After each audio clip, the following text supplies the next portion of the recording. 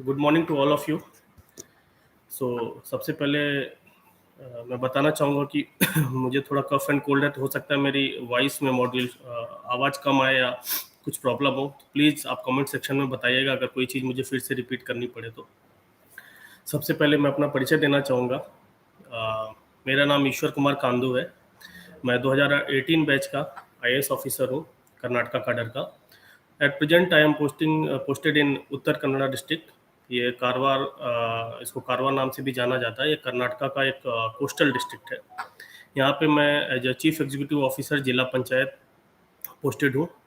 As a chief executive officer Zila Panchayat आपकी role and responsibility होती है कि जितने भी रूरल डेवलपमेंट और पंचायती राज से रिलेटेड स्कीम्स हैं, फॉर एग्जांपल स्वच्छ भारत मिशन, जल जीवन मिशन, हेल्थ डिपार्टमेंट में आयुष्मान भारत, जितनी भी स्कीम्स हैं, आप उनका इम्प्लीमेंटेशन करने का दायित्व सीओ जिला पंचायत के ऊपर रहता है। तो बेसिकली आप सबको पता होगा कि 73rd एंड 74th अमेंडमेंट के बाद जो हमारे देश में पंचायती राज सिस्टम आया है, तो उसमें 3 लेयर सिस्टम, ग्राम पंचायत, तालुक पंचायत और जिला पंचायत होता है।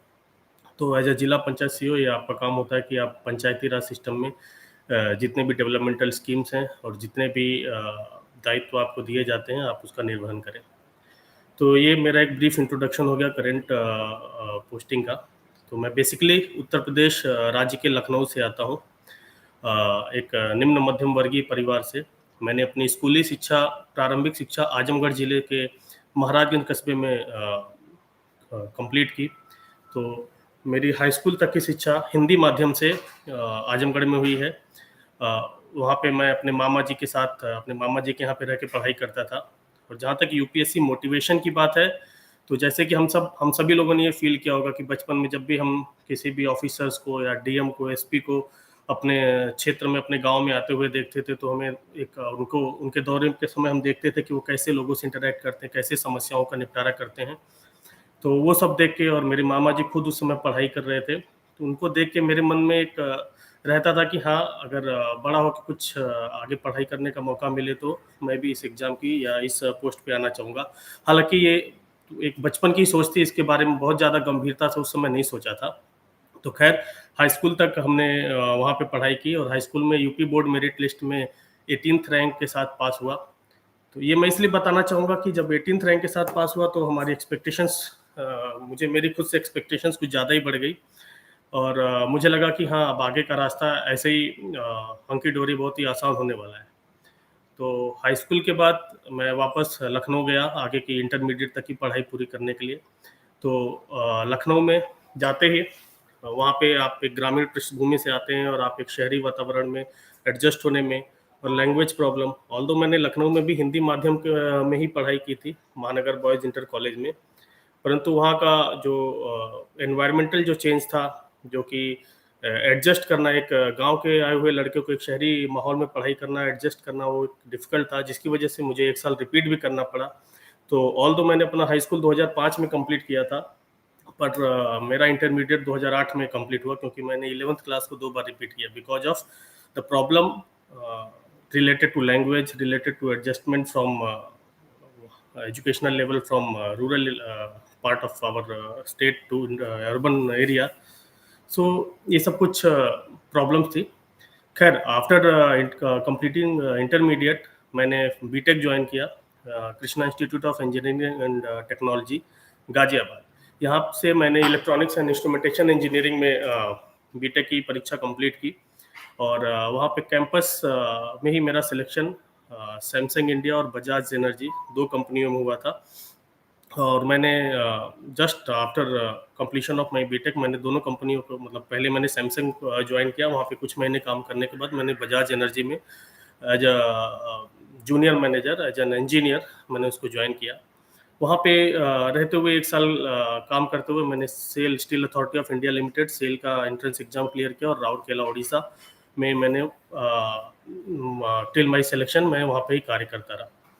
तो सबसे पहले तो मैं आपको ये बताना चाहूँगा कि जो हम ये सोचते हैं कि हम किस माध्यम से पढ़ाई कर रहे हैं, हिंदी माध्यम के स्टूडेंट है तो हमारे लिए सिलेक्शन बहुत ही डिफ़िकल्ट है या नहीं हो सकता, या अगर हमने रूरल एरियाज़ में, हमने गांव से पढ़ाई की, अपनी स्कूलिंग की है, तो हम यूपीएससी का एग्ज़ाम नहीं निकाल सकते, या अगर हम एक बार फेल हो चुके हैं या हमने एक बार कोई क्लास रिपीट किया, हमारे मार्क्स बहुत कम आए किसी ईयर में, तो नहीं यूपीएससी तो बस टॉपर्स के लिए है, ऐसा भी बिल्कुल नहीं है। और सबसे बड़ी बात, अगर आप वर्किंग प्रोफेशनल हैं, क्योंकि मुझे पता है कि हम सब जब प्रिपरेशन कर रहे होते हैं तो हमारी एज 23-24 के आसपास होती है, या कई लोग आफ्टर नंबर ऑफ अटेम्प्ट्स उनकी एज 27-28-9 भी होती है। तो कई लोग साथ में कोई ना कोई जॉब भी करते रहते, तो उनके मन में डाउट ये होता है कि क्या जॉब के साथ हमें ये फुल टाइम प्रिपरेशन करना चाहिए या नहीं।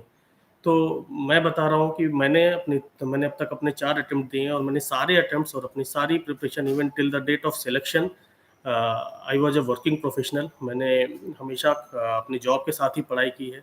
तो ये कतई ज़रूरी नहीं है कि आप अपनी जॉब के साथ यूपीएससी प्रिपरेशन को मेंटेन नहीं कर सकते, या आप उसको मना नहीं सकते।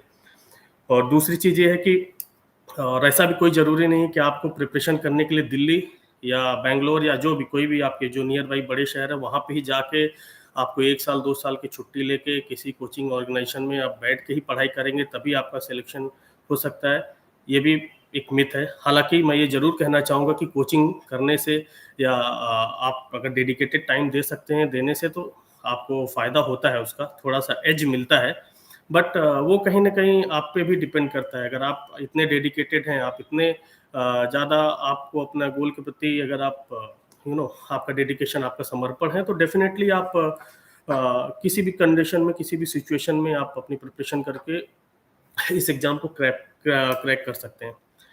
तो ये तो हो गई एक ब्रीफ इंट्रोडक्शन। मैं आपको अब धीरे-धीरे अपने अटेम्प्ट्स के बारे में बताऊँगा कि मैंने टोटल 4 अटेम्प्ट दिए, 2014 प्रीलिम्स, 2014, 15, 16 और 17। 14 एंड 15 में मेरी प्रिपरेशन बिल्कुल भी मैं कह सकता हूँ कि उस स्तर की नहीं थी। इवन 2014 की प्रिपरेशन जस्ट मैंने एनसीईआरटी पढ़ के ही दी थी। 2015 में भी मैंने वही गलती दोहराई कि मैं सारी चीज़ों के नोट्स बनाता रहा, सारी चीज़ों के means including newspaper, books, NCERT और सारी बुक्स की। तो वो भी एक बहुत बड़ा फैक्टर था, क्योंकि जब प्रीलिम्स आया तो मैं उस समय सारे नोट्स को अपने पढ़ भी नहीं पा रहा था। I was not able to even revise whatever I had read even 1 week back. 1 हफ्ते पहले भी जो मैंने पढ़ा था उसको भी मैं पढ़ने के लिए टाइम नहीं निकाल पा रहा था। तो बेसिकली फिर 2016 में मैंने प्रीलिम्स क्लियर किया और मेंस तक पहुंचा, और मेंस में भी because of answer writing practice मेरी नहीं हुई थी, तो इसकी वजह से मेरा 2016 का मेंस भी नहीं निकला। सो फाइनली 2017 में जब मैंने आंसर राइटिंग पर, नोट्स मेकिंग पर और इंटरव्यू प्रिपरेशन और ऑप्शनल, ये सब 3-4 चीज़ों पे मैंने फोकस किया, जिसकी वजह से मुझे सक्सेस मिली। तो सबसे पहले मैं वन बाय वन, सबसे पहला जो कॉमन प्रॉब्लम्स जो कि मुझे यहाँ पे एफएक्यूज में मिला है, उसमें सबसे पहला मिला है कि आप एनसीईआरटीज़ कैसे पढ़ें, एनसीईआरटीज़ ओल्ड पढ़नी चाहिए या नहीं पढ़नी चाहिए। तो ये हर किसी एस्पिरेंट्स का, इवन हर किसी टॉपर का अपना अपना एक ओपिनियन होता है। मेरा ओपिनियन ये है कि एनसीईआरटी नई हो या पुरानी, से बहुत ज़्यादा फ़र्क नहीं पड़ता है। आपको जो भी रेडिली अवेलेबल मिल जाए उस समय पे, फॉर एग्जांपल अगर आप कुछ एस्पिरेंट्स हैं जो दिल्ली में या राजेंद्र नगर या बैंगलोर, जहाँ पे कोचिंग हब से, वहाँ से प्रिपरेशन कर रहे हैं, तो उनके लिए अवेलेबिलिटी कोई दिक्कत नहीं है। तो उनको अगर उनको लगता है कि ओल्ड एनसीईआरटी पढ़नी चाहिए तो ओल्ड ले सकते हैं। बट अगर आप न्यू एनसीईआरटी से भी पढ़ते हैं तो उससे कुछ फ़र्क नहीं पड़ता, क्योंकि मैं अपनी बात करूँ तो मैंने न्यू एनसीईआरटी से ही पढ़ाई की थी। तो मोर और लेस चीज़ें वही रहती हैं, क्योंकि आप केवल एनसीईआरटी के बाद आप बेसिक बुक्स पे भी जाते हैं, आप करंट अफेयर्स पे भी जाते हैं, आप बाकी सप्लीमेंट्स नोट्स भी पढ़ते हैं, तो आपकी सारी चीज़ें अल्टीमेटली कवर हो ही जाती हैं। तो मेरा कहना है कि एनसीईआरटीज़ को आप ओल्ड हो या न्यू, जो भी आपके पास अवेलेबल है, आप उसको पढ़िए। पहली रीडिंग आप उसको बिल्कुल भी, पहली रीडिंग में कोई भी बुक, चाहे एनसीईआरटी हो, चाहे कोई भी बुक हो, आप उसको याद करने के या आप उसको नोट्स बनाने के उद्देश्य से मत पढ़िए। आपकी पहली रीडिंग हमेशा एक, इट्स जस्ट लाइक आप एक किसी नॉवेल को पढ़ रहे हैं। आप जैसे कोई एक बुक पढ़ते हैं, एक स्टोरी बुक पढ़ते हैं, नॉवेल पढ़ते हैं, तो आप ऐसा नहीं कि आप हर एक लाइन पे फोकस कर रहे होते कि आपको मेमोराइज करना या याद रखना है, क्योंकि अगर आप ऐसा करते हैं तो आप एक अनचाहा प्रेशर अपने ऊपर डाल रहे हैं कि आपको पहली रीडिंग, दूसरी रीडिंग में सब याद कर लेना है। नहीं, बिल्कुल भी ऐसा नहीं होना चाहिए। आप 1 चैप्टर पढ़िए, 2 चैप्टर पढ़िए, और चैप्टर पढ़ने के बाद आप उस बुक को बंद करिए थोड़े दिन के लिए, 5 मिनट के, 10 मिनट के लिए। उस टाइम में आप रिकॉल कीजिए कि आपको अगर इस चैप्टर के बारे में 5 या 10 मिनट में बोलना हो, आप उसको विजुअलाइज कीजिए। फॉर एग्जांपल अगर आपने हिस्ट्री का कोई चैप्टर पढ़ा है, सपोज आपने गुप्ता पीरियड पढ़ा है या मौर्यन पढ़ा है, तो आप बैठिए सोचिए कि हाँ, मौर्यन में चित्रगुप्त, चंद्रगुप्त, समुद्रगुप्त, अशोकाज, चंद्रगुप्त मौर्य एंड अशोकाज, उनका क्या पॉलिसीज था, धम्मा उन्होंने कैसे लाया, क्या सोचा। आप उन सब के बारे में जस्ट 5 से 7 मिनट पे आप किसी को अगर बताना चाहें, सपोज आप मुझे बताना चाहिए, अपने फ्रेंड को बताना चाहें, तो आप उसको कैसे बताएंगे? तो जैसे ही आप कोई चैप्टर पढ़ते हैं और आप एक स्टोरी जैसे आप विजुअलाइज करके लोगों को बताते हैं किसी भी इंसिडेंट्स को, आप उस तरीके से हर चैप्टर को 5 से 7 मिनट में निपटाने की कोशिश कीजिए, पहली रीडिंग में मैं बता रहा हूँ। तो इसमें क्या होगा कि आप जो मोटा-मोटा जो की पॉइंट्स होते हैं, जो की इंसिडेंट्स होते हैं या जो की टॉपिक्स होते हैं, वो आपके उस 5-7 मिनट की समरीज में आ ही जाते हैं। देन जब आप सेकंड और थर्ड रीडिंग कर रहे होते हैं, तो डिपेंडिंग ऑन आपका जो कंफर्ट लेवल क्या है, अगर आपको लगता है सेकंड रीडिंग में ही आप नोट्स बना सकते हैं, तो आप इम्पोर्टेंट जो पोर्शंस हैं, आप उनको हाईलाइट कीजिए। आप इम्पोर्टेंट जो आपके फैक्चुअल डेटास हैं, ये सब हैं, उसको आप मार्जिन्स पे लिख सकते हैं। तो नोट्स जो मेकिंग है एनसीईआरटी की, वो आप सेकंड या थर्ड रीडिंग से ही स्टार्ट कर सकते हैं। फर्स्ट रीडिंग में हमेशा से सजेस्ट यही करूँगा कि आप ज़्यादातर बस उसको एक स्टोरी की तरफ पढ़िए और उसको हर चैप्टर का एक समरी बना के रखिए अपने मन में, और उसको विजुअल 5 से 7 मिनट में कंप्लीट करने की कोशिश कीजिए। तो ये हो गया एनसीईआरटी के बारे में।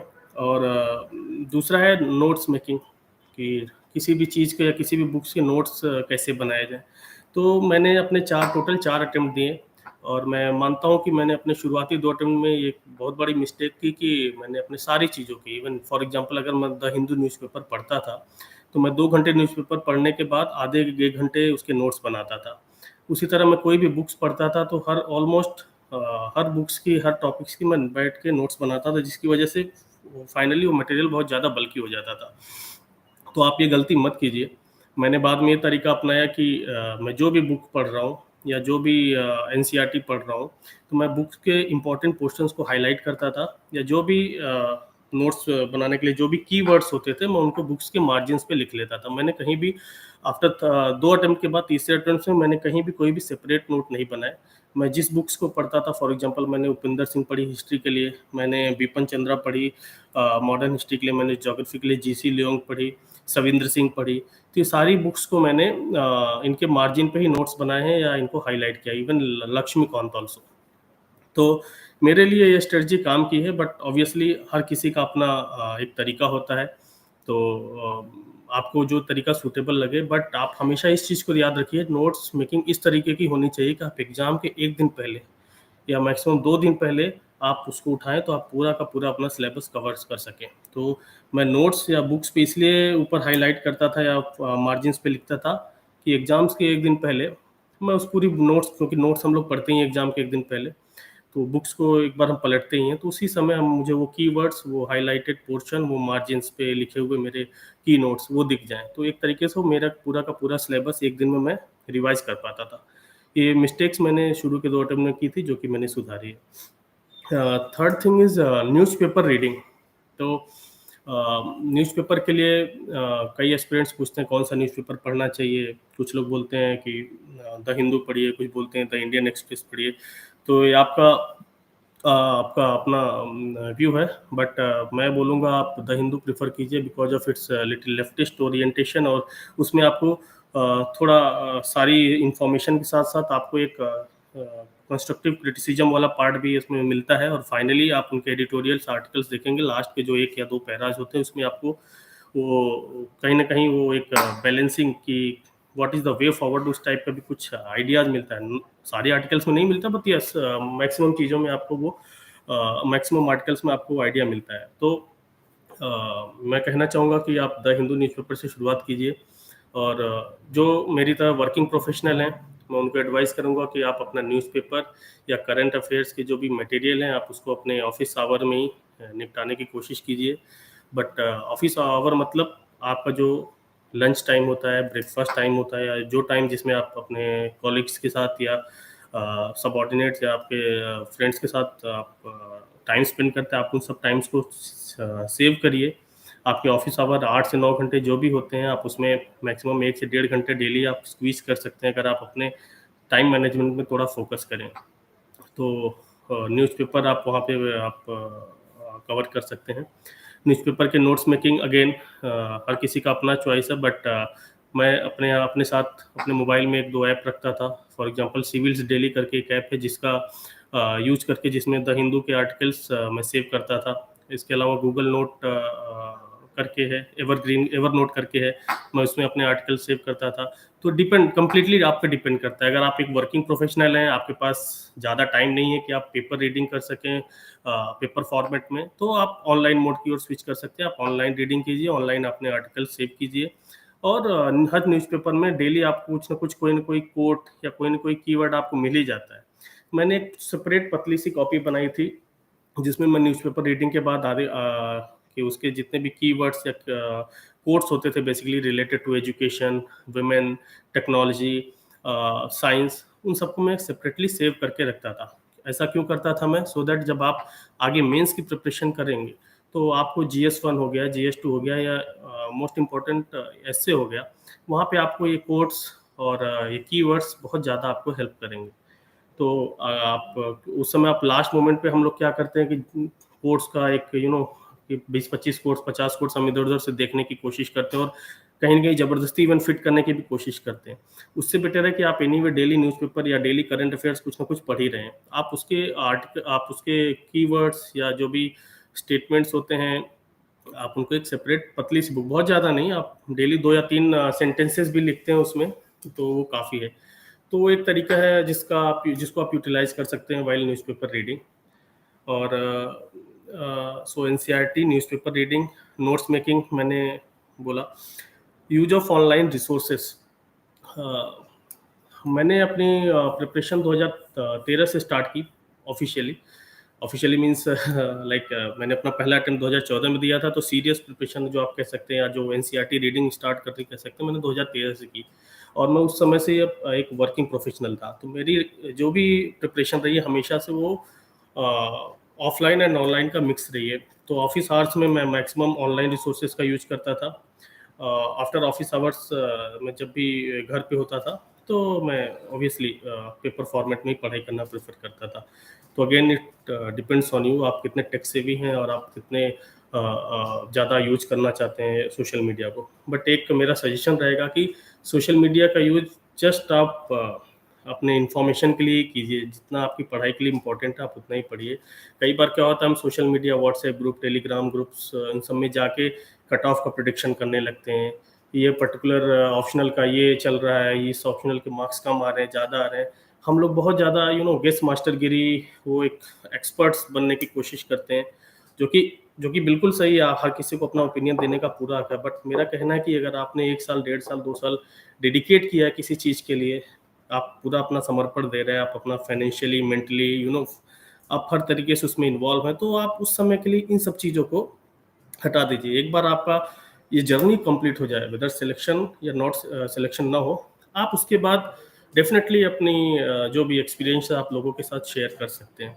तो सोशल मीडिया का यूज़ करिए ओनली जो आपके काम की है, जितना आपको इन्फॉर्मेशन मिल सकता है, जितना आपको न्यूज़ या मटेरियल मिल सकता है उतना के लिए आपको उसमें बहुत ज़्यादा समय देने की ज़रूरत नहीं है। Maximum half an hour, 45 minute per day, I think that will be sufficient. दूसरा एक क्वेश्चंस और हैं आपके कि कोचिंग की रिक्वायरमेंट, कि हमको कोचिंग करनी चाहिए कि नहीं करनी चाहिए। तो अगेन मैं अपना एग्जांपल दूंगा। मैंने कभी भी फुल टाइम कोचिंग नहीं की। मैंने अपने फर्स्ट अटेम्प्ट से लेकर फोर्थ अटेम्प्ट तक जितनी भी प्रिपरेशन की है सेल्फ स्टडी के थ्रू ही की है। हालांकि मैं प्रीलिम्स के एग्ज़ाम के पहले मैं 10-15 दिन, 20 दिन छुट्टी लेके, ऑफिशियल लीव लेके मैं पढ़ाई करता था। मैंने मॉक टेस्ट प्रीलिम्स के टाइम पे मैंने मॉक टेस्ट बहुत सारे दिए थे, बट वो भी मैंने किसी कोचिंग को ज्वाइन करके नहीं, मैं मॉक टेस्ट परचेज करके उनको लगाता था। और आपको पता होगा कई सारे मॉक टेस्ट आपको ऑनलाइन आपको फ्री में भी मिलते हैं। कोचिंग इंस्टीट्यूट्स फ्री में भी कुछ मॉक टेस्ट कराते हैं, मैं उनका यूटिलाइज़ करता था। हाँ, हालाँकि मेंस के पहले मैंने फॉर जनरल स्टडीज़ पर्पज़ के लिए मैंने विजन आईएएस की टेस्ट सीरीज़ जॉइन की थी, और मेरा ऑप्शनल हिस्ट्री था जिसकी प्रिपरेशन के लिए मैंने जीएस कोर को जॉइन किया था। तो मैं ये कहना चाहूँगा कि अगर आपको टेस्ट सीरीज़ के लिए डेफ़िनेटली जॉइन करना चाहिए, क्योंकि टेस्ट सीरीज़ जब आप जॉइन करते हैं या जब भी आप प्रीवियस ईयर क्वेश्चन पेपर्स लगाते हैं, तो आपको पता चलता है कि आपकी प्रिपरेशन किस लेवल पे है। और आपको कोई उस समय कोई ना कोई चाहिए होता है, चाहे आपका पीयर ग्रुप हो, चाहे आपके फ्रेंड्स का ग्रुप हो या आपके टीचर्स हो, जो आपको बताएं कि आप कहाँ पे मिस्टेक्स कर रहे हैं और आप उनको कैसे इम्प्रूव करना चाहेंगे। तो I think test series is enough, जो कि आप कहीं भी भारत के किसी भी कोने में बैठ के आजकल ऑनलाइन टेस्ट सीरीज हर जगह पे अवेलेबल है, आप उसको कर सकते हैं। और अगर आप वर्किंग प्रोफेशनल हैं तो आपके पास इतनी लीव्स होती हैं कि आप उसको यूटिलाइज कर सके बिफोर प्रीलिम्स एंड मेंस। तो आप अपने लीव्स का मैनेजमेंट भी उसी तरीके से कीजिए कि आपको बाकी टाइम पे छुट्टी नहीं लेना है, आपको उसी टाइम पे छुट्टी लेना है। तो एक हो गया कि कोचिंग रिक्वायरमेंट, तो डेफिनेटली मुझे नहीं लगता कि आपको एक्सक्लूसिवली कोचिंग करने की ज़रूरत है। अगर आप आप अगर आप फाइनेंशियली थोड़े मुश्किल में हैं या आप कहीं दूर पढ़ाई कर रहे हैं, तो आप इस सोच के मन को मत मारिए कि आपको कोचिंग करने जाना ही पड़ेगा तभी होगा सिलेक्शन, ऐसा बिल्कुल भी नहीं है। सो इसके अलावा मैं बात करना चाहूँगा प्रीलिम्स के लिए। प्रीलिम्स के लिए हम सभी को पता है 7 pillars: history, geography, economy, politics, environment, science and technology and current affairs. आप बुक्स एंड उसके लिए बुक्स के बारे में मैं ब्रीफ डिटेल्स बोल देता हूँ, हालांकि आप नोट कर सकते हैं। मेरा एक आर्टिकल है mrunal.org पे, ईश्वर कुमार कांदू, mrunal.org। जब भी आप सर्च करेंगे तो आपको आर्टिकल दिख जाएगा। उसमें मैंने डिटेल्स में अपनी preparation strategy, books details for prelims, mains, essay and interview के लिए जो भी मैंने प्रिपरेशन की थी, उसके बारे में मैंने वहाँ पे डिटेल में बताया हुआ है। तो प्रीलिम्स के लिए 7 पिलर्स हैं। सबसे पहला फर्स्ट एंड फॉरमोस्ट एनसीईआरटी, जिसके बारे में मैं बोल चुका हूँ। आप उसको बिल्कुल सीरियसली लीजिए। NCERT is the Bible of prelims, at least for prelims.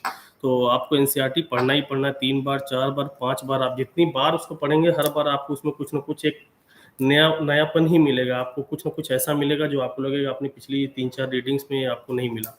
तो आप पहली दो एक या दो रीडिंग आप उसको एक स्टोरी की तरह पढ़िए, थर्ड एंड फोर्थ रीडिंग में आप उसको एक हाईलाइट करके और मार्जिनल नोट्स बनाइए। 3-4 रीडिंग के बाद आपको खुद ही लगने लगेगा कि आपको बहुत सारी चीज़ें याद है, बहुत सारी चीज़ें आप रिलेट कर पाएंगे। तो आप डेफिनेटली एनसीईआरटी पहली चीज़ है। देन ऑब्वियसली आप सभी को पता है पॉलिटी के लिए लक्ष्मीकांत, हिस्ट्री के लिए, मॉडर्न हिस्ट्री के लिए स्पेक्ट्रम, एंशियंट हिस्ट्री के लिए मैंने तो तमिलनाडु बोर्ड की 11th क्लास की हिस्ट्री पढ़ी थी। That is very very useful. मैं आप सभी को कहना चाहूँगा कि एनसीईआरटीज़ के अलावा आप 11th क्लास तमिलनाडु बोर्ड की हिस्ट्री पढ़े, क्योंकि उसमें साउथ इंडियन हिस्ट्री और जो कल्चर आर्ट एंड कल्चर के बारे में जो डिटेल दी गई हैं, वो कहीं ना कहीं एनसीईआरटीज़ में आई थिंक उनको शॉर्टन किया गया, मिसिंग है। तो आप उसको एक पढ़िए हिस्ट्री के लिए। ज्योग्राफी के लिए आप सभी को पता है एनसीईआरटीज एंड जीसी लियोंग।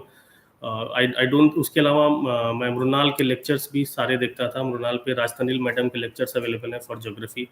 उनके इकोनॉमिक्स के लेक्चर देखता था मैं फॉर इकोनॉमिक्स। और उसके अलावा बजट एंड इकोनॉमिक सर्वे के आपके नोट्स आते हैं, आप उनको पढ़ सकते हैं। जो आप विजन आईएएस या जो भी जिसकी भी कोचिंग से आप करंट अफेयर्स के कंपाइलेशन आते हैं, आप उनको देख सकते हैं। तो ये सारी चीज़ें हैं जो आप history, geography, polity and environment science ये सब इससे कवर कर सकते हैं। तो मोस्टली प्रीलिम्स के लिए स्ट्रेटजी यही है कि आप ये 6 या 7 पिलर्स को खत्म करिए with basic books and NCERT. Then second step आता है टेस्ट, आप मॉक टेस्ट ज्वाइन कीजिए। आप मॉक टेस्ट करते रहिए, बीच बीच में अपनी प्रिपरेशन का लेवल देखते रहिए।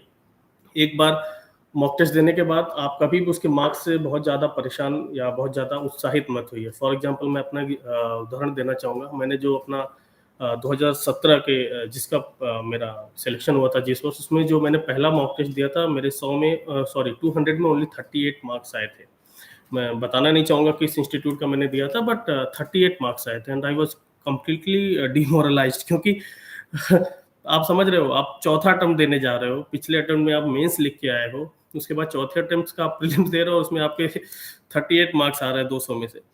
तो कहीं ना कहीं वो बहुत ज़्यादा लाइक परेशान किया था मुझे उसने। मतलब इस प्रिपरेशन उस टाइम पे मैं बहुत ज़्यादा परेशान हो गया था, एक काइंड ऑफ डिमोटिवेट भी हो गया था। बट मैं कहना चाहूँगा कि ऐसा कुछ नहीं है। आपके जो भी मार्क्स आ रहे हैं, जैसे भी आ रहे हैं, आप सबसे पहले अपना 2-3 चीज़ों पे देखिए कि आपकी गलती, आप आंसर जो मॉक टेस्ट देने के बाद आपके जो आंसर्स आते हैं, आप उनको एनालाइज कीजिए कि आप कहाँ-कहाँ गलती कर रहे हैं। और दूसरा चीज़, मॉक टेस्ट देने से पता चलता है कि आपका आप एलिमिनेट कितना बढ़िया कर पाते हैं।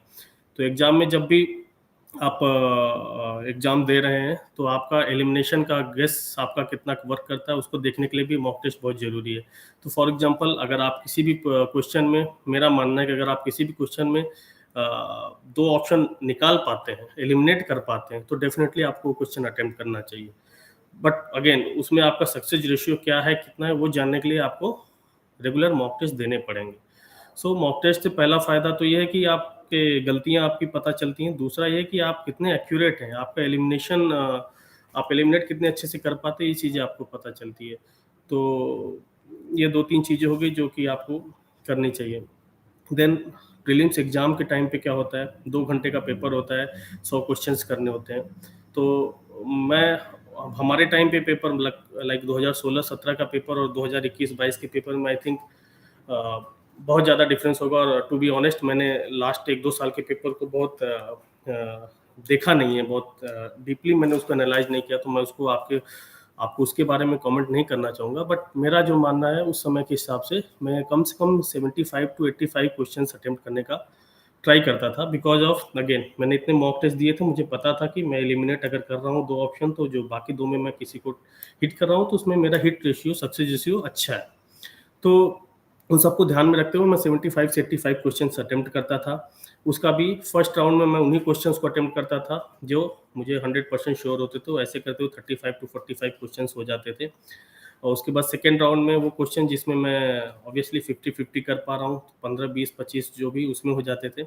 लास्ट के 5-10 अगेन आप कहीं ना कहीं, एक होता है इंस्टिंक्ट के थ्रू, या एक ऑप्शन आप एलिमिनेट करते हो, बाकी 3 में आपको लगता है, तो आप ऐसा करके कर पाते हो। बट मुझे रिसेंट का अभी पता नहीं है कि यूपीएससी ने क्या कुछ चेंजेस किए हैं पेपर में या फॉर्मेट में। तो आप डेफिनेटली आप अपनी स्ट्रेटजी इस तरीके से बनाइए कि आप पहले राउंड में उन्हीं क्वेश्चंस को अटेम्प्ट कीजिए जो जिसमें आप 100% जिसके बारे में श्योर हो। देन सेकेंड राउंड और थर्ड राउंड, तो ऐसा करेंगे अगर आप, तो आपको दिखेगा कि हाँ, आप एट द एंड जब आप एग्जाम से बाहर आएंगे तो आपको इतना पता रहेगा कि हाँ, आउट ऑफ 70 क्वेश्चन मेरे 45 to 50 like yes I am damn sure. So you can you know आपको अपना थोड़ा एक आइडिया लगता है। तो आप जब भी मॉक टेस्ट भी दीजिए तो आप इसी फॉर्मेट में दीजिए, सो दैट जब आप एग्जाम देने जाएं तो आपको एक क्लैरिटी रहे कि आप क्या करने जा रहे हैं और आप कैसे क्वेश्चंस को अटेम्प्ट करने जा रहे हैं। तो ये तो हो गया प्रीलिम्स की प्रिपरेशंस के लिए। प्रीलिम्स की प्रिपरेशन के बाद मेरा कहना है कि 2-3 दिन, कुछ दिन आप रिलैक्स कीजिए, एंजॉय कीजिए। आपकी जो भी हॉबीज़ हैं, आपके जो स्पोर्ट्स, या आप लिखते हैं या आप म्यूजिक करते हैं, जो भी, आप उन सब चीज़ों को, मतलब ये तो मुझे शुरू में बताना चाहिए था, आप स्टार्टिंग से लेके एंड तक आप इन सब चीज़ों को छोड़िए मत। आप हमेशा अपनी हॉबीज़ और अपनी पैशन के लिए, अपने स्पोर्ट्स के लिए, एक्सरसाइज के लिए, जो भी आप करते हैं, आप डेली आधा से 1 घंटा आप उसके लिए ज़रूर निकालिए। सो प्रीलिम्स के 2-3 दिन बाद आप ऑब्वियसली, हम सभी लोग आंसर की देख ही लेते हैं और एक कहीं ना कहीं एक अंदर से एक आइडिया लग जाता है, या 50-50 भी आ जाता है कि यस, इस बार मेरा सिलेक्शन हो सकता है। तो आप इमीडिएटली आप मेंस की प्रिपरेशन में लग जाइए। आप जस्ट डोंट वेट कि आपका 1 महीने, 1.5 महीने बाद, 1 महीने बाद, 30 दिन बाद जो भी रिजल्ट आएगा आप उसके बाद प्रिपरेशन करेंगे, क्योंकि समय बहुत कम होता है। और चाहे हम कितना भी कह लें कि हम आंसर राइटिंग प्रिपरेशन शुरू से करेंगे, हम ऑप्शनल को शुरू से ही प्रिपेयर करेंगे, बट नहीं। इंसान का पहला फोकस, हर एस्पिरेंट का पहला फोकस होता है, भाई बस प्रीलिम्स निकल जाए किसी तरीके से, उसके बाद हम देख लेंगे मेंस का। तो ऑल्दो आप प्रिपरेशन अपनी कर रहे होते हैं स्टार्टिंग से, बट जो आपका जो एक्सेलरेशन आता है प्रिपरेशन, वो प्रीलिम्स के बाद ही आता है। तो after 2-3 days you should start again for mains. तो उस समय आप again GS1, GS2, GS3, GS4, सबसे पहले आप पूरा का पूरा, आपको सिलेबस याद होना चाहिए, सो दैट जब भी आप कोई चीज़ पढ़ रहे हैं, कोई बुक पढ़ रहे हैं, कोई आर्टिकल पढ़ रहे हैं, न्यूज़पेपर पढ़ रहे हैं, तो आप कोई भी चीज़ पढ़ रहे हैं, आप रिलेट कर पाए, हाँ ये चीज़ GS3 के, फॉर एग्जांपल इंटरनल सिक्योरिटी, या GS2 के जो भी उससे रिलेटेड है, this one is related to paper number 1। तो आप ऐसे ऐसे करके जब चीज़ों को रिलेट करते जाएंगे तो आप मेंस के टाइम पे आप अगेन आपको उसका भी फ़ायदा मिलेगा। तो मेंस का सबसे पहले आप आंसर राइटिंग स्टार्ट कीजिए। आंसर राइटिंग के लिए इंट्रोडक्शन, बॉडी, कंक्लूजन, ये फॉर्मेट आई थिंक आप सभी लोगों को पता होगा। इंट्रोडक्शन में मेरी जो स्ट्रेटजी रहती थी, मैं 3 तरीके से इंट्रो देने की, या तो आप डेटा फेंकिए, मतलब for example sustainable development goal करके है, उसके बारे में अगर आप पूछे जा रहे हैं, तो आपके पास 3 ऑप्शन है, या तो आप उसका बैकग्राउंड बता सकते हैं, या तो आप कोई उससे रिलेटेड डेटा दे सकते हैं, या तीसरा अगर कोई कोट या किसी से आप स्टार्ट करना चाहें तो आप वो कर सकते हैं। तो आप क्वेश्चंस देखिए, आप एनालाइज कीजिए कि इसके बारे में आपको क्या पता है। अगर आपको उसका बैकग्राउंड पता है तो आप उसको इंट्रोडक्शन में स्टार्ट कीजिए, अगर आपके उसके बारे में आपके पास कुछ डेटा है तो आप वहाँ से शुरू कीजिए। फिर बॉडी में अगेन कुछ लोग पैराग्राफ वाइज प्रेफर करते हैं, कुछ लोग point wise, bullet point wise. मैं बुलेट पॉइंट वाइज प्रेफर करता था, बिकॉज इससे थोड़ा टाइम की बचत भी होती है और आप जो बोलना चाहते हैं उसको आप पॉइंट वाइजली बता पाते हो, क्योंकि जब आपका एग्जामिनर जब पेपर चेक करते हैं वो, तो उनके पास इतना समय नहीं होता है कि वो हर चीज़ को बहुत डीपली पढ़ें, या आप क्या कहना चाह रहे हैं उसमें ज़्यादा समय उनके पास है या नहीं ये आपको नहीं पता। तो इट्स ऑलवेज बेटर कि आप ही प्रोजेक्ट कीजिए, आप जो बताना चाह रहे हैं आप इंफॉर्मेशन के साथ साथ उस इंफॉर्मेशन को इस तरीके से आप I can say like beautify कीजिए, और आप इस तरीके से उसको प्रोजेक्ट कीजिए कि सामने वाले को देख के लगे कि हाँ ये कुछ नया लग रहा है। तो फॉर एग्जांपल आप बॉडी में आप पॉइंट वाइज करिए, आप सेपरेट डायग्राम्स बनाइए जहाँ पे मैप्स की related question, for example geography के रिलेटेड GS1 आप डेफिनेटली मैप्स बनाइए, हिस्ट्री में भी जहाँ मैप की आवश्यकता हो मैप बनाइए, क्लाउड डायग्राम्स बनाइए, वन वेन डायग्राम, जितने भी आपके पास ऑप्शन है, किसी भी इवेंट्स को दिखाना है आप एक लाइन डायग्राम के थ्रू बना के दिखा सकते हैं। तो रादर देन उसको सिंपली आप उस इवेंट को लिख रहे हैं, अगर आप एक डायग्राम के थ्रू बनाएंगे आपका टाइम भी बचेगा और एक वो नया प्रेजेंटेशन लगेगा।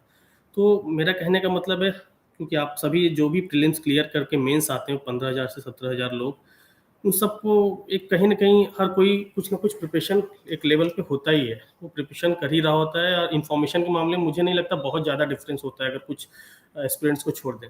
तो वहाँ पे मैटर यही करता है कि आप अपनी इन्फॉर्मेशन को किस तरीके से प्रेज़ेंट कर रहे हैं। विदिन 8 साढ़े 7 से 8 मिनट के अंदर आप अपनी इन्फॉर्मेशन को किस तरीके से प्रेज़ेंट कर रहे हैं, और जो भी आपका एग्ज़ामिनर होगा वो उसको पढ़ने में कितना इंटरेस्ट दिखाएगा। वो जितना इंटरेस्ट दिखाएगा उतना ही आपके लिए वो चीज़ बेटर होगी। तो जब भी आप अपनी आंसर राइटिंग कर रहे हो तो आप एक फ्रेमवर्क बना के रखिए कि इंट्रोडक्शन मुझे 2 से 3 लाइन जो भी जितना रिक्वायरमेंट है वो करना है। मेन बॉडी में मुझे पॉइंट वाइज प्रो कॉन्स या अपने वो जो भी ओपिनियन है उसको देना है। देन जहाँ पे ज़रूरत हो डायग्राम, मैप ये सब बनाने की कोशिश करनी ही करनी है। कंक्लूजन में जाके आप वे फॉरवर्ड या आपके जो खुद के ओपिनियन है वो दीजिए। बट अगेन आपके खुद के ओपिनियन भी अगर बहुत ज़्यादा क्रिटिकल है तो मैं कहूँगा कि आप उसको ऐसा टच दीजिए जिसमें पॉजिटिविटी का एक लुक आए। ऐसा नहीं लगना चाहिए कि आप बस क्रिटिसाइज़ ही करना जान रहे हैं और आप कोई सॉल्यूशन नहीं दे रहे हैं। तो अगर आपके पास सॉल्यूशन नहीं है तो आप बोलिए कि हाँ, हाँ, ये इश्यूज़ हैं, मेरे हिसाब से ये चेंजेस होने चाहिए।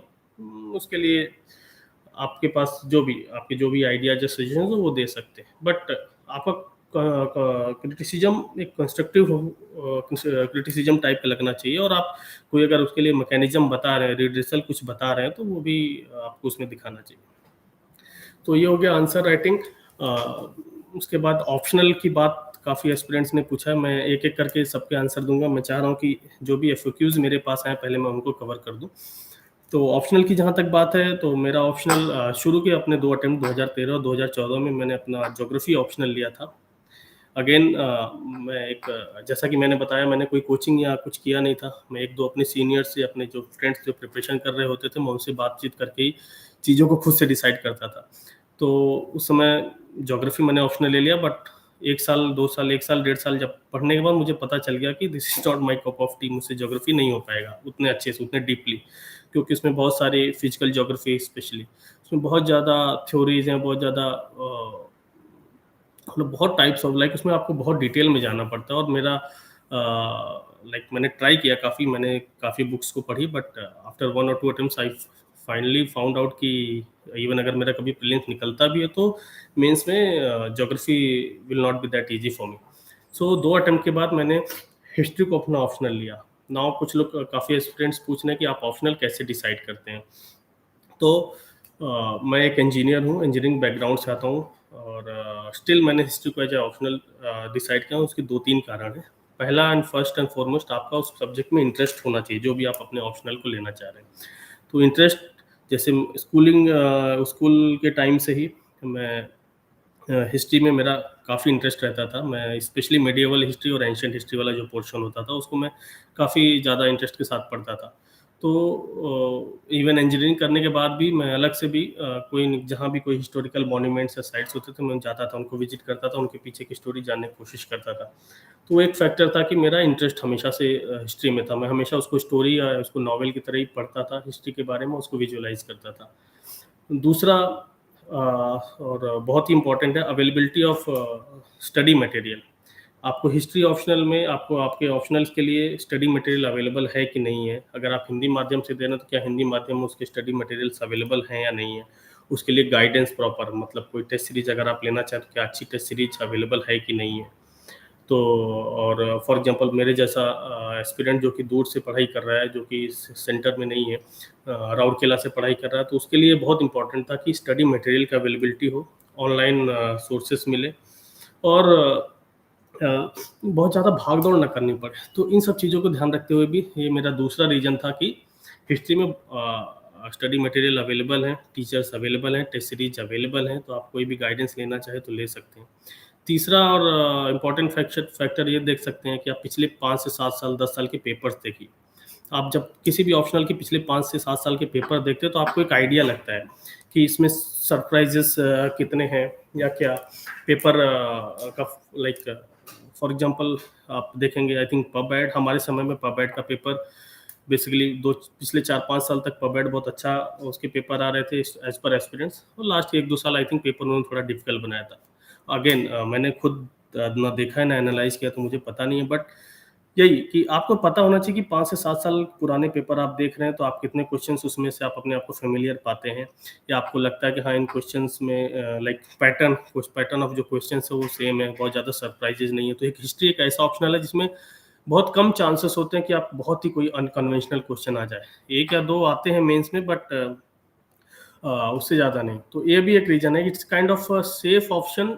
अगर आपको अगर आप डिसेंट प्रिपरेशन कर रहे हैं तो आप आराम से, मेरे ख्याल से उस समय के हिसाब से मैं बता रहा हूँ 2017-18 में, कि आप 200 से 240 से 250 मार्क्स तक ला सकते हैं with decent amount of preparation. But definitely अगर आपको उससे ज़्यादा लाना है तो आपको ज़्यादा मेहनत करनी पड़ेगी। मेरा ऑप्शनल में 316 नंबर थे मेरे 500 में से। आई थिंक मुझे अगर सही याद है तो मेरे पेपर 1 में 160 थे और 155-56 पेपर 2 में थे, और मेरे हाईएस्ट मार्क्स थे अपने बैच में हिस्ट्री ऑप्शनल में। तो मेरा एक वही, आपका इंटरेस्ट होना बहुत ज़रूरी है, उसके लिए स्टडी मटेरियल की अवेलेबिलिटी, टेस्ट सीरीज की अवेलेबिलिटी बहुत ज़रूरी है। उसके बाद आप उसके पैटर्न आप देखिए पिछले कई सालों के क्वेश्चन पेपर के, कि आप उससे अपने आप को कितना फेमिलियर पाते हैं। अगर ये 3-4 चीज़ें आपने ध्यान में रख ली हैं तो आप उस ऑप्शनल को आप चूज़ करिए, जो उसमें आपको कोई दिक्कत नहीं होनी चाहिए। तो ये हो गया। उसके बाद एक लास्ट चीज़ और बोलना चाहूँगा, इंटरव्यू प्रिपरेशन, एस्से राइटिंग। तो मैंने जैसा कि बताया आपको जब न्यूज़पेपर रीडिंग के टाइम पे, कि आप एक पतली सी कॉपी बनाइए जिसमें आप कोट्स, कीवर्ड्स, ये सबको नोट करके रखिए। तो एस्से की बेसिकली मैंने अपनी प्रिपरेशन प्रीलिम्स के बाद ही स्टार्ट की। प्रीलिम्स के बाद जो भी 7-8 वीक्स का टाइम होता है, हर वीक मैं एक एस्से लिखता था, और बेसिकली मैंने एक पूल ऑफ टॉपिक बना के रखे थे जिसमें हर साल कुछ ना कुछ एस्से आते ही हैं। For example women, environment, technology, education, international relation, ये 5-6 टॉपिक मैं 2016-17 के बात बता रहा हूँ। अभी मैंने पिछले 1-2 साल के पेपर्स जो देखे हैं उसमें बहुत ही ज़्यादा फिलोसफिकल एस्सेज आ रहे हैं। तो आई थिंक उन्होंने पेपर का फॉर्मेट चेंज किया है। तो उस समय मैं बट फिर भी मैं आपको सजेशन ये दूंगा कि आप ये 7 से 8 टॉपिक्स जो हैं, जो की टॉपिक्स हैं, जिन पे कोई ना कोई एक ऐसे आइदर डायरेक्ट फॉर्म में या फिलोसफिकल फॉर्म में एक नए ऐसे आ ही जाता है। तो आप ये 7-8 एस्सेज को, 7-8 जो की टॉपिक्स उनके एस्सेज आप प्रॉपर पहले से प्रिपेयर करके रखिए। मैं ये नहीं कह रहा हूँ कि आप प्रिपेयर करके रखिए और आप उसको जाके एग्जाम में लिखिए, नहीं। आप एक मोटा-मोटा, फॉर एग्जांपल एजुकेशन है, तो एजुकेशन का अगर रिलेटेड कोई एस्से आ गया तो आप इसकी स्टार्टिंग कैसे करेंगे? आप कोई स्टोरी बनाएँगे, स्टोरी से स्टार्ट करेंगे, या आप लाइक हिस्ट्री से, आप उसके हिस्टोरिकल बैकग्राउंड से स्टार्ट करेंगे, या आप किसी कोट से स्टार्ट करना चाहेंगे। ये सारी चीज़ें आप पहले से आप एक विजुअलाइज़ करके रखिए कि अगर एजुकेशन या हेल्थ या विमेन या एनवायरनमेंट से रिलेटेड कुछ भी आता है तो आपका जो बॉडी क्या होगा, आपका एस्से का फॉर्मेट क्या होगा, आप उसको क्वेश्चनियर फॉर्म्स में, लाइक एस्से के इंट्रोडक्शन में आप क्वेश्चन पूछेंगे, फिर बॉडी में और डिफरेंट पॉइंट पे आप उसको आंसर करते हुए जाएंगे, या आप एक जस्ट लाइक इन्फॉर्मेटिव ऐसे टाइप का लिखना चाहेंगे। तो ये सारी चीज़ें आप पहले से ही विजुअलाइज कीजिए। प्रीलिम्स के बाद मेंस के बीच में आपके पास 7 से 8 वीकेंड्स होते हैं। मेरा सजेशन है आप हर वीकेंड को यूटिलाइज कीजिए फॉर एक ऐसे, और आप उसको अपने फ्रेंड्स ग्रुप में या आपके जो फैकल्टी मेंबर्स हैं आप उनमें उनको शेयर कीजिए, तो सबसे ज़्यादा एडवांटेज होगा। जब मैंने अपने टाइम पे, हमारे टाइम पे जो टॉपर्स थे, टीना डाबी मैम, चंद्रमोहन सर, गौरव अग्रवाल सर, तो उन लोगों के एसेज में ऐसे सोशल मीडियाज़ पे अवेलेबल थे। तो मैं देखता था, तो मुझे उनसे पता चला। फॉर एग्जांपल टीना मैडम के ऐसे से मुझे पता चला कि hand writing and hand writing और वो क्लैरिटी कितनी इंपॉर्टेंट है। उनके ऐसे में बहुत ही कम मैंने कहीं कट मार्क्स या क्या बोलते हैं सर्कल्स ये सब देखे। तो मैंने भी डिसाइड किया कि मैं भी मेरे से भी ऐसा ही होना चाहिए कि एटलीस्ट बहुत ही कम मिस्टेक्स हों जिनको मुझे कट मारना पड़े, क्योंकि देखने वालों को अच्छा लगता है। फिर देन गौरव अग्रवाल सर का मैंने देखा कि वो हर हिस्से में अपने इंट्रोडक्शन को एक कंप्लीट करते हुए लास्ट में क्वेश्चन पूछते थे। फॉर एग्जांपल एजुकेशन, तो क्या हमारा एजुकेशन का लेवल अच्छा है, या हमारी क्लासरूम या एनरोलमेंट स्टूडेंट्स एनरोलमेंट या क्लासरूम कंडीशन कैसी है। तो हर एक सेंटेंस, हर एक पैराग्राफ के इंट्रोडक्शन के बाद वो 3 या 4 क्वेश्चंस पूछते थे खुद से, और उन्हीं क्वेश्चंस का आंसर वो अपने ऐसे के आगे वाले भागों में दिया करते थे। तो ये मुझे बहुत ही इंटरेस्टिंग एक पॉइंट लगा, और मैंने भी अपने ऐसे के टाइम पे ऐसे पेपर में उस चीज़ को मैंने यूज किया। तो मैं वही बोलना चाहूँगा कि आप 2 चीज़ें कीजिए ऐसे में। पहला तो आप एक नोट्स जो कोट्स एंड न्यूज़पेपर्स के जो भी कीवर्ड्स आप उनको बना के रखिए। दूसरा, आपके जो भी क्लोज फ्रेंड सर्किल हैं या आपके जो भी फैकल्टीज़ हैं, आप अपना हर वीकेंड एक ऐसे लिख के उनको दिखाइए, तो आपको खुद ब खुद फीडबैक मिलता जाएगा। बाकी कई सारी चीज़ें सब्जेक्टिव होती हैं, मतलब जो चीज़ें मेरे लिए काम की वो आपके लिए काम करे ना करे, काम करेगी या नहीं वो आप बेहतर जानते हैं। मेरे कहने का मतलब आपको क्या करना है, आप इस लेवल तक आ चुके हैं, आपको काफ़ी चीज़ें खुद पता होती हैं। मेरे बोलने से या किसी और के बोलने से आप बस आई थिंक थोड़ा बहुत आइडिया ही लगता है, बट कई सारी चीज़ें आप खुद जानते होते हैं। तो आप उस पे ज़्यादा भरोसा कीजिए जो आप करना चाह रहे हैं, और हाँ, अगर कोई इनपुट आपको सही लगता है तो आप उसको बस इंक्लूड कीजिए। उसके बाद मेंस के बाद अगेन मेंस की भी मैंने बुक लिस्ट अपनी mrunal.org पे, आप ईश्वर कांदू mrunal.org पे अगर आप सर्च करेंगे तो उसमें डिटेल्स में मिली हैं। तो मैं इसको बहुत डिटेल्स में नहीं जानना चाहूँगा, बट आंसर राइटिंग और ऑप्शनल सिलेक्शन और एसे राइटिंग, आई थिंक ये 3 एरियाज मैंने कवर किए हैं। That will be I think sufficient. Lastly, interview की प्रिपरेशन कैसे करें? तो इंटरव्यू में आप सभी को पता होगा, मेंस के टाइम पे आपको एक फॉर्म भरना पड़ता है, डिटेल्ड एप्लीकेशन फॉर्म। उस समय हम लोग क्या होता है कि उस समय लगता है अरे अभी निकलेगा भी या नहीं निकलेगा, तो हम कई सारी इन्फॉर्मेशन डाल देते हैं। मतलब कुछ चीज़ें जो हमें इवन जैसे हॉबीज़ का सेक्शन हो गया, या कोई भी ऐसा इन्फॉर्मेशन होगा जो आप शायद उतने जानते भी नहीं उसके बारे में, बट आप लिख देते हैं बिकॉज आपको, या इवन कार्डर, आई डोंट नो अभी का क्या सिस्टम है, बट इवन कार्डर आपको लिखना है तो उस समय आप ज़्यादा सोचते नहीं हैं, आप सर्विस प्रेफरेंस, कार्डर प्रेफरेंस, इवन कई सारी चीज़ें आप जो बहुत सारे एस्पिरेंट्स बिना सोचे समझे डाल देते हैं। तो मेरा सजेशन रहेगा, नहीं, वो बहुत ही इंपॉर्टेंट है। आप जब भी इवन डीएफ आप भरते हैं तो आप आपकी जो भी डिटेल्स है, आपकी जो हॉबीज़ है, आपका जो एजुकेशन है, आपका जो आपने जो भी आपको अवार्ड्स या मिले हैं, आप उन सबको एक अच्छे से सोच समझ के ही डालिए। क्यों? क्योंकि इंटरव्यू का बहुत बड़ा 60 to 70% जो इंटरव्यू होता है, 70% आई थिंक 70 to 75% जो आपका इंटरव्यू होता है वो आपके डेफ के इर्द गिर्द ही होता है। तो मैं इंटरव्यू की प्रिपरेशन से पहले मैंने अपने डेफ की जो भी मैंने इन्फॉर्मेशंस भरी थी, मैंने अपने पेरेंट्स से, अपने फ्रेंड्स से, अपने स्कूल कॉलेज के फ्रेंड्स से उनको डिस्कस किया, क्योंकि स्कूल रिलेटेड या कॉलेज से रिलेटेड जो भी था, तो कॉलेज के फ्रेंड्स से मैं अपनी बातचीत करता रहता था। वो मुझे एक सेट ऑफ क्वेश्चंस बना के देते थे, मैं उसको उनको आंसर करने की कोशिश करता था। सिमिलरली हॉबी में ऑर्गेनाइजेशन, मैंने आपको बताया कि मैं एक वर्किंग प्रोफेशनल था, तो मेरे वर्क स्टील, फॉर एग्जांपल मैं steel Authority of India limited में था, तो स्टील सेक्टर से रिलेटेड जितनी भी न्यूज़, जितने भी इन्फॉर्मेशन, जो भी उसकी processing, making, profit loss, business strategy, business plan, everything I used to prepare. Then मैंने इंटरव्यू से पहले कुछ 5 या 6 मॉक टेस्ट भी दिए। मैं बोलना तो मेरा कहना है कि मॉक टेस्ट बहुत इंपॉर्टेंट है। आप कम से कम 5-6 नहीं तो आप कम से कम 2 या 3 मॉक टेस्ट ज़रूर दीजिए। उससे ये पता चलता है कि जो एंग्जायटी इशू होता है इंटरव्यू में जाने से पहले, या 5-6 मेंबर के सामने कैसे आपका बैठने का क्या तरीका होना चाहिए, आपका उस समय ड्रेसिंग रिक्वायरमेंट क्या होती है, उन सब चीज़ों के बारे में आपको फीडबैक मिलता है। बट अगेन, आप किसी भी मॉक इंटरव्यूज़ के फीडबैक को बहुत ज़्यादा दिल से मत लगाइए। मैं अगेन कहना चाहूँगा कि किसी भी चीज़ को बहुत ज़्यादा दिल से मत लगाइए। अगर आपको अच्छा फीडबैक मिलता है, वेल एंड गुड, बट खराब मिलता है तो भी बहुत ज़्यादा परेशान होने की ज़रूरत नहीं है। तो वही है। उसके बाद जो एक्चुअल इंटरव्यू होता है वो आपका मॉक इंटरव्यू से मेरा मानना है काफ़ी डिफरेंट होता है, क्योंकि एक्चुअल इंटरव्यू आपका काफ़ी फॉर्मल होता है। Members, what I have field, बहुत ही कॉर्डियल होते हैं। तो मेरा interview I think Bhimsen Bassi sir ने का बैच के उसने ग्रुप ने लिया था।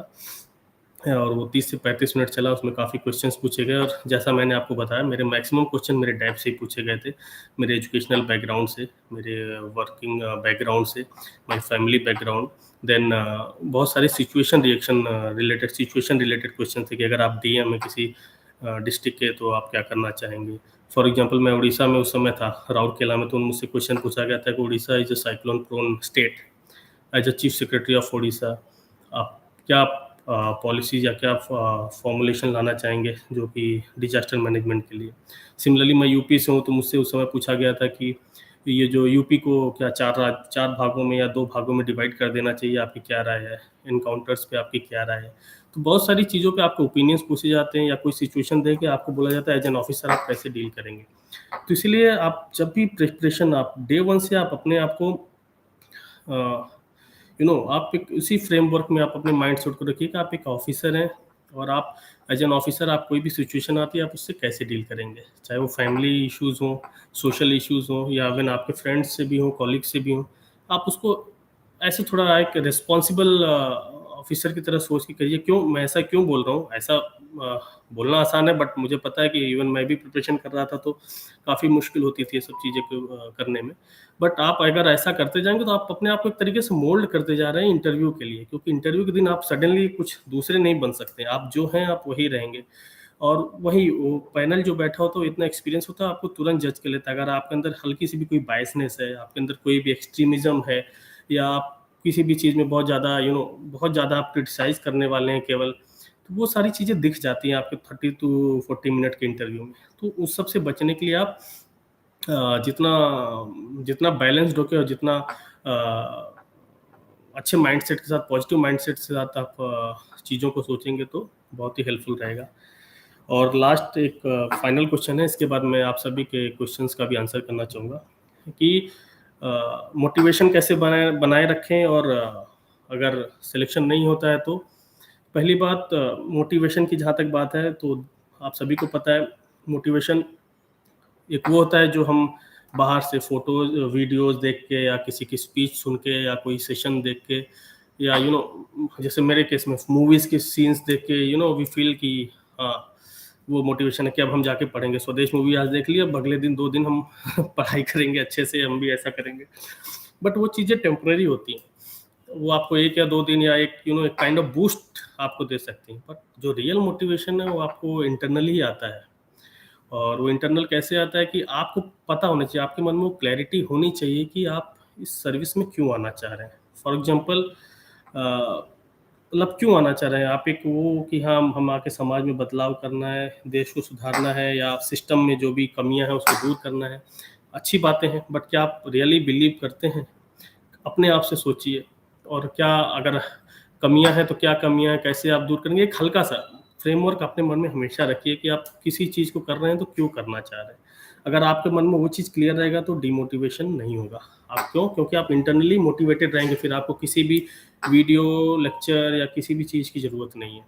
तो मेरे केस में ये था कि ऑल्दो मैं काम कर रहा था, मेरी एक अच्छी खासी सैलरी थी, बट जैसा कि मैंने बताया मैंने बचपन में देखा था, उस समय तो एक वो हर बच्चे के मन में जो होता है वो था। बट कॉलेज के बाद मैंने एनालाइज़ किया कि मेरा जॉब प्रोफाइल क्या है, मैं इस जॉब प्रोफाइल में कितना आगे जाऊँगा, या मैं यूपीएससी की प्रिपरेशन कर रहा हूँ तो क्यों कर रहा हूँ। मुझे लगा कि इससे जो आपको पावर्स और रिस्पॉन्सिबिलिटीज़ मिलती है आप उसको यूज़ कर सकते हैं for the greater goods of the society. तो मेरा मानना था कि, और मैं आज 5 साल ऑलमोस्ट हो गए हैं मेरी सर्विस में। मैं आपको बताना चाहूँगा कि इवन आज भी अगर मतलब आज भी मुझे एक भी अब तक ऐसा कोई मोमेंट नहीं आया कि जिसमें मैं ये सोचूं कि मैंने गलत डिसीजन लिया या ये मैंने कि ये वर्थ नहीं है। ये every moment of like this preparation is worth, every moment after selection is also worth. और अगर आप इस जर्नी को एंजॉय कीजिए, और अगर आप मान लीजिए किसी का सिलेक्शन नहीं होता है या आपके अटेम्प्ट्स खत्म हो जाते हैं तो भी इसमें कोई दिक्कत नहीं, क्योंकि ये प्रिपरेशन की जो जर्नी है, जो 2 साल 3 साल 1 साल जो भी आप लगाते हैं वो आपको इमोशनली मेंटली आपको रिच करके ही भेजता है। आप एक बहुत ही ज़्यादा अवेयर सिटीजन होते हैं एज कम्पेयर टू अदर्स। आपको कई सारी चीज़ों के लॉज के बारे में, रूल्स के बारे में, कॉन्स्टिट्यूशनल अमेंडमेंट्स के बारे में, इकोनॉमिकल सिचुएशन के बारे में आपके बहुत ज़्यादा अच्छे आइडियाज़ होते हैं।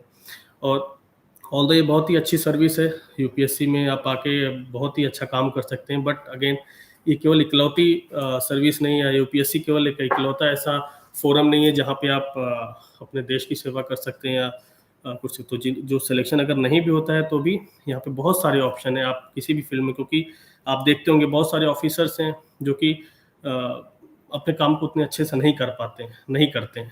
और बहुत सारे ऐसे लोग भी हैं जो आप देखिए हमारे कितने कैलाश सत्यार्थी जी, अन्ना हजारे साहब, कितने सारे लोग हैं जो कि इवन सर्विस के बाहर होते हुए भी उन्होंने देश के लिए कितना ज़्यादा कंट्रीब्यूशन किया। आप हमारी कितनी पद्मश्री पद्म भूषण अवार्डीज को आप देखते हैं, बहुत बहुत सारी फील्ड्स हैं जिसमें बहुत सारे लोग हमारी कंट्री के डेवलपमेंट के लिए, सोसाइटी डेवलपमेंट के लिए काम कर रहे हैं। तो अगर आप एक कोई एग्जाम नहीं निकल रहा है उसकी वजह से आप ये सोचे कि नहीं मतलब बहुत दिक्कत है, तो नहीं है। अगेन जावेद अख्तर साहब ने बोला है, मत डरो जिंदगी में क्या होगा, कुछ नहीं होगा तो तजुर्बा होगा। तो एटलीस्ट ये तजुर्बा बहुत ही जरूरी है। अगर आप कर रहे हैं तो आप सोच के चलिए कि आप बहुत ही लाइक अच्छी जर्नी में हैं, और आप सिलेक्शन हो या ना हो आप इसको हमेशा आपके एडवांटेज के लिए ही ये जर्नी आएगी। आप हमेशा इस लाइफ में याद रखेंगे कि हाँ आपने उस समय कुछ सीखा, और आप हमेशा थ्रू आउट द लाइफ आप उसको एंजॉय करते जाएंगे। तो मेरा मानना यही है, आप पूरा जब तक आप प्रिपरेशन कर रहे हैं फुल डेडिकेशन, समर्पण सबके साथ कीजिए, सब कुछ भूल भाल के प्रिपरेशन में लग जाइए। होता है तो बहुत अच्छा है, नहीं होता है तो और अच्छा है। क्यों? क्यों उससे भी अच्छी चीज़ें आपने आपके लिए प्लान हुई है। एक समुद्र होती है, समुद्र में बहुत सारी मछलियाँ होती हैं, छोटी बड़ी मछली सब कुछ, बट हर मछली का अपना रोल है उस इकोसिस्टम को मेंटेन रखने के लिए। आप किसी भी उसमें किसी भी एनवायरमेंटल, आप सब जानते हैं, किसी भी एनवायरमेंट से किसी भी मरीन सॉरी आप ओशन से कोई भी कंपोनेंट कम कर दीजिए, आप देखेंगे पूरा इकोसिस्टम डिस्टर्ब होता है। उसी तरह हम और आप, हम सभी लोग हैं, हर फील्ड की अपनी वैल्यू है।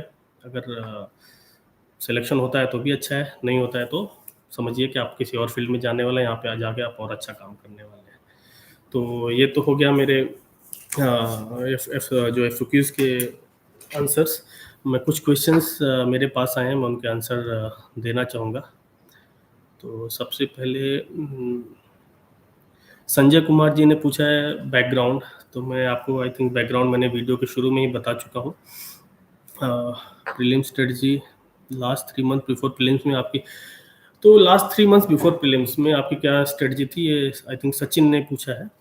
तो लास्ट 3 मंथ तो नहीं बोलूँगा मैं, लास्ट 2 मंथ पहले प्रीलिम्स के मैं क्या करता था, मैं जो मेंस से रिलेटेड आंसर राइटिंग है या जो मेंस से रिलेटेड प्रिपरेशन है मैं उसको स्टॉप कर देता था 2 महीने पहले से। 2 महीने या 1.5 महीने, अगेन 45 to 60 डेज मैं प्रीलिम्स स्पेसिफिक ही पढ़ाई करता था। तो जब भी उस समय मैं एनसीईआरटी पढ़ रहा हूँ या वो जो बुक्स पढ़ रहा हूँ, मैं उसमें factual aspects and fundamental like aspects पे ज़्यादा फोकस करता था, रादर देन कि पूरा बहुत ज़्यादा इशू का डायमेंशन कवर करने से ज़्यादा मैं उसमें बेसिकली उसके ज़्यादा मैं इन्फॉर्मेशन उसके बारे में जो फैक्चुअल इन्फॉर्मेशन है वो कलेक्ट करने की कोशिश करता था।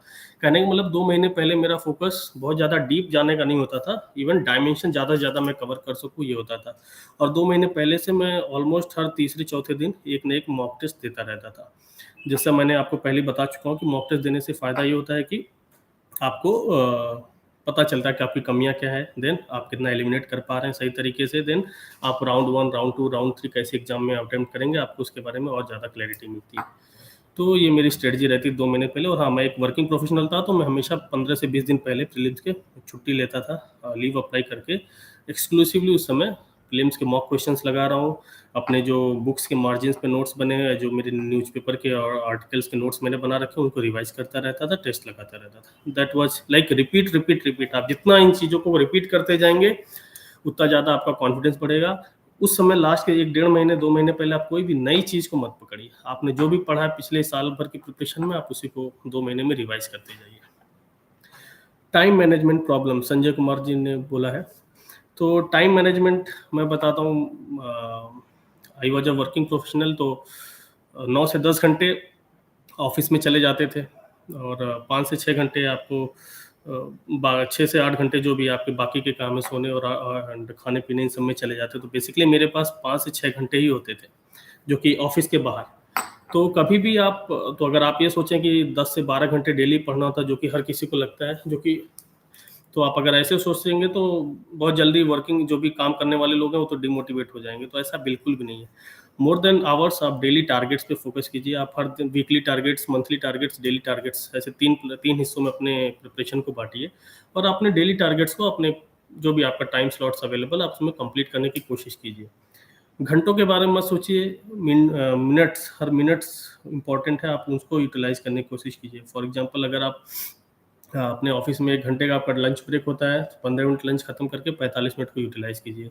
कहीं आप बाहर जाते हैं शाम को, मान लीजिए आप घर में, मान लीजिए आप प्रिपरेशन करें या डेली में प्रिपरेशन कर रहे हैं, आप जो चाय के लिए जाते हैं, वहाँ पे 1 घंटे आपकी गपशप लगी रहती है, आप उसको कम कीजिए। आपको 10 मिनट में जाइए, खत्म करके अगले 50 मिनट को यूटिलाइज कीजिए। तो ये आपके ऊपर डिपेंड करता है, आप उस चीज़ को कितनी शिद्दत से चाह रहे हैं। जितनी शिद्दत से आप चाहेंगे, आपके लिए समय हमेशा निकल जाएगा। टाइम मैनेजमेंट बेसिकली आप, कोई प्रॉब्लम नहीं है, आप पे ऊपर डिपेंड करता है कि आप अपने हर मिनट्स को कैसे यूटिलाइज करना चाह रहे हैं। तो टाइम बहुत है, इवन आप काम कर रहे हैं तो भी आपके पास 6 से 7 घंटे मिल जाता है। ऑफिस में आप 1.5 से 2 घंटे निकाल सकते हैं और बाहर आप 4 से 5 घंटे, तो 7 से 8 घंटे बहुत ही सफिशिएंट है। और मैनेजमेंट के लिए आपको डेफिनेटली अपने प्लान्स बनाने पड़ेंगे। अगर आप वीकली प्लान्स और डेली प्लान्स बना रहे हैं और टारगेट बना के आप उसको कंप्लीट करते जा रहे हैं, तो ये आपके लिए बहुत ही ज़रूरी है। दूसरी चीज़ टाइम मैनेजमेंट में मैं एक चीज़ ऐड करना चाहूँगा कि हर किसी की कोई ना कोई एक हॉबी होती है, चाहे एक्सरसाइज करना हो, स्पोर्ट्स हो, सिंगिंग हो, डांसिंग हो, जो भी। तो कई बार क्या होता है कि हम लोग प्रिपरेशन के समय उन सब चीज़ों को बैक सीट पर रख देते हैं कि नहीं नहीं, अभी अगले 2 साल 3 साल बस बस पढ़ाई पढ़ाई पढ़ाई ही करनी है। बिल्कुल भी ऐसा मत सोचिए। जैसे मेरा इंटरेस्ट डायरी राइटिंग में था, मैं क्रिकेट और चेस में काफ़ी इंटरेस्टेड था और लास्ट के अपने प्रिपरेशन के लास्ट लेग में मैंने शायरी और पोएम्स लिखना भी शुरू किया था। तो उससे क्या होता है कि आप हमेशा, आपको जो दिन भर के आप एक एक एनवायरनमेंट में रहते हैं जिसमें आप हमेशा पढ़ाई पढ़ाई की बात करते हैं, तो जो आधे 1 घंटे जो ये होते हैं आपके लिए स्ट्रेस बस्टर का काम करते हैं। तो डेली आप अपने लिए आधे से 1 घंटा ज़रूर निकालिए। इवन अगर आपके लिए पास 6 घंटे ही हैं तो आप 5.5 घंटे पढ़ाई कीजिए, बट आधे घंटे ज़रूर निकालिए। वो बहुत ही ज़्यादा इम्पोर्टेंट है आपके लिए। क्यों? हमेशा वो आपको, चाहे कोई भी चीज़ हो, स्पोर्ट्स हो, एक्सरसाइज हो, आपको हमेशा एक गुड फ्रेम ऑफ माइंड में रहती है। आपको बहुत ज़्यादा डिप्रेशन में नहीं डालती है, आपके ऊपर बहुत ज़्यादा अनवांटेड स्ट्रेस नहीं आता है इन चीज़ों से। तो एक ये चीज़ हो गई। आपने कब से प्रिपरेशन किया? जी, मैंने अपनी प्रिपरेशन कॉलेज से नहीं शुरू की। मैं कॉलेज में अपने, डेफ़िनेटली मैं बोलूँगा कि मैं न्यूज़पेपर रीडिंग करता था, लेकिन उस समय ऐसा माइंडसेट नहीं था कि बस अभी अगले साल ही मुझे यूपीएससी देना है। बट हाँ, कॉलेज के जस्ट बाद जब मैंने अपनी जॉब्स जॉइन की और मेरे काफ़ी सारे फ्रेंड्स और कॉलेज बैचमेट्स जो थे, उन्होंने यूपीएससी की प्रिपरेशन स्टार्ट की। तो उस समय, और मैंने जैसा कि बताया, उस समय मैंने बैठ के सोचा कि मुझे क्या आगे करना चाहिए, मेरा क्या रोल रहना चाहिए। इन सब चीज़ों के बारे में सोचते हुए मैंने जस्ट कॉलेज के इमीडिएटली आफ्टर मैंने अपनी प्रिपरेशन शुरू की। हालाँकि इस दो जो शुरू के 2 अटेम्प्ट थे 2014 और 2015 के, वो सीरियस अटेम्प्ट नहीं थे क्योंकि मैं उस समय हैफ़-फ़ज़ार तरीके से प्रिपरेशन कर रहा था। मैंने बस एनसीईआरटीज़ पढ़ के ही शुरू के 2 अटेम्प्ट दिए और कोई प्लान नहीं था उस समय, क्योंकि कोई बताने वाला भी नहीं था। और तो ये था। Sanjay Kumar, what not to do for UPSC preparation. तो हर वो चीज़ जो आपको आपके प्रिपरेशन से डिस्ट्रैक्ट कर रही हो, तो वो सब नहीं करना है। ये इसका एक मैंने बहुत जनरल सा आंसर दिया है, क्योंकि आप सब जानते हैं कि हर किसी, आप सब जो भी प्रिपरेशन कर रहे हो 23-24 ईयर्स के होते हैं, उनको इतना पता होता है कि क्या चीज़ें नहीं करनी। तो बेसिकली जितने भी ये नोट्स मेकिंग, आंसर राइटिंग, ये सब प्रिपरेशन का एक एस्पेक्ट है, आप उस पे ज़्यादा फोकस कीजिए। अनवांटेड चीज़ें, मतलब शादीज़, पार्टीज़ में जाना, बहुत ज़्यादा टाइम स्पेंड करना, सोशल मीडिया पे बहुत ज़्यादा ट्रिप्स, विजिट्स, ये सब करना, आप इन सारी चीज़ों को कट डाउन कीजिए। रादर देन आप प्रिपरेशन पे टाइम फोकस करिए और आधे 1 घंटे अपनी हॉबीज़ के लिए निकालिए। वो प्रिपरेशन के टाइम पे इतना ही सफिशिएंट है। तो पढ़ाई पर फोकस नहीं हो पा रहा है।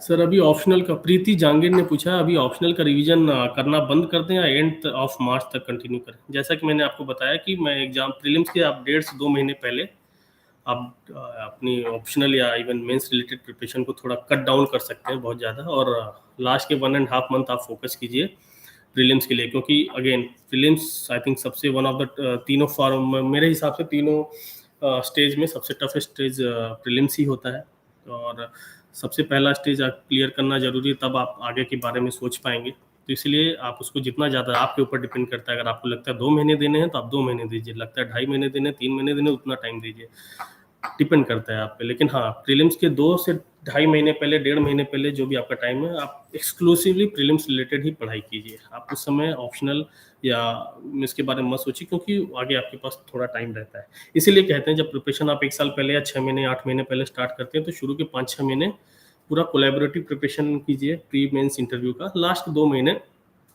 प्रीलिम्स रिलेटेड करिए। Sir my optional is history literature. बिल्कुल, आप हिस्ट्री लिटरेचर ऑप्शनल है अगर आपका, तो आप उससे भी पढ़ाई कर सकते हैं। आपको पता होगा 2016 सिविल सर्विसेज में जो रैंक 1 आए नंदिनी KR मैडम, उन्होंने कन्नड़ा लिटरेचर से अपना एग्ज़ाम दिया और उनकी रैंक 1 आई है। और भी उसके बाद भी बहुत सारे मेरे फ्रेंड्स हैं, मेरे जूनियर्स हैं, जिन्होंने कन्नड़ा लिटरेचर, हिंदी लिटरेचर से निकाला है। तो ऐसा मैं पहले ही बता चुका हूँ, मैं हिंदी माध्यम से हूँ, मैंने रूरल एरिया से अपनी पढ़ाई की है, एटलीस्ट हाई स्कूल तक। लैंग्वेज में मेरी बहुत ज़्यादा, इंग्लिश में बहुत ज़्यादा कमांड नहीं थी स्कूलिंग टाइम तक। उसके बाद मैं जॉब के साथ ही प्रिपरेशन कर रहा हूँ, तो ये सारी जो 4-5 चीज़ें होती हैं जो आप सोचते हैं कि कोचिंग ज़रूरी है, वो काम के साथ, जॉब के साथ नहीं हो सकता। गाँव से हूँ, हिंदी मीडियम से हूँ, या रीजनल लैंग्वेज से हूँ, कुछ भी ऐसा, कुछ भी, ये सब मिथ है। अगर आप करना चाहते हैं, ओनली चीज़ आपको क्लैरिटी होना चाहिए, आपका डेडिकेशन आपके साथ होना चाहिए, इंटरनली आप मोटिवेटेड होने चाहिए। अगर ये 3-4 चीज़ें हैं तो थोड़ा सा देर होगा, 1 अटेम्प्ट, 2 अटेम्प्ट, 3 अटेम्प्ट, बट हो जाएगा, और एट द एंड नहीं होगा तो तजुर्बा होगा। तो कोई दिक्कत नहीं है उन सब चीज़ों की। सर जी, पुअर फैमिली वाला बॉय क्या करे जिसके 60% आए हैं? तो 60% बहुत ज़्यादा है आपके भाई। मैं 11th क्लास में, मैं बताऊंगा 2006 में 11th क्लास में मैं फेल हो गया था, और मैंने रिपीट किया था। और मैं भी एक लोअर मिडिल क्लास फैमिली से ही आता हूँ, तो अगेन फिर से वही चीज़ रिपीट करने की जरूरत नहीं है, कोई भी दिक्कत नहीं है। देन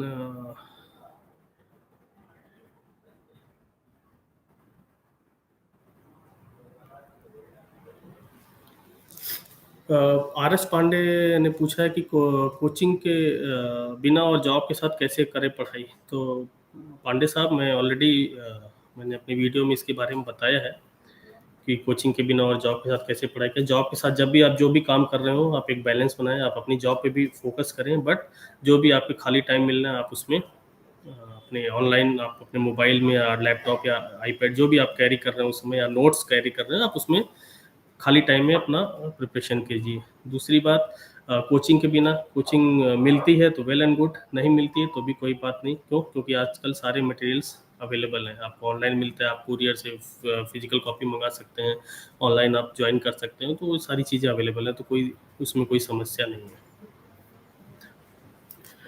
तो आई होप कि आपको सेशन से कुछ इनपुट्स मिले होंगे। एट द एंड मैं यही कहना चाहूँगा कि आप मेरे सजेशंस हो या किसी भी टॉपर के सजेशंस हो, आप उसको बस सुन लीजिए, और आपके खुद प्रोसेस कीजिए, आप इंटरनली प्रोसेस कीजिए, आपको पता चलेगा कि इसमें कई चीज़ें हैं जो आप करना चाहेंगे, और कई चीज़ें हैं जो आप डेफिनेटली आपके हिसाब से नहीं सही है, वो आप नहीं करना चाहेंगे। तो बिल्कुल फोर्स मत कीजिए कि इस पर्टिकुलर ने ये कहा है तो ये करना है, आप अपने हिसाब से डिसाइड कीजिए।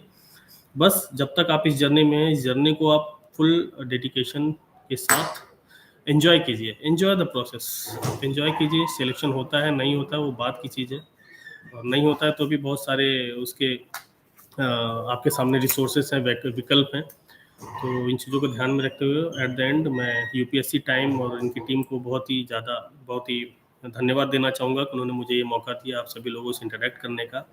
मेरी इंस्टाग्राम पे मैं अवेलेबल हूँ। मैंने बहुत कुछ क्वेश्चंस का आंसर यहाँ पे देने की कोशिश की, हालांकि बहुत सारे क्वेश्चंस और भी हैं। तो मैं आप सभी से रिक्वेस्ट करता हूँ कि कोई भी डाउट्स आपके हैं, इस इंस्टाग्राम पे आप ईश्वर कांदू डालेंगे तो वहाँ पे आपको लिंक मिल जाएगा, आप मुझे मैसेज कर सकते हैं, मैं डेफिनेटली टाइम होने पे आपके रिप्लाईज, मैसेज की रिप्लाईज दूंगा।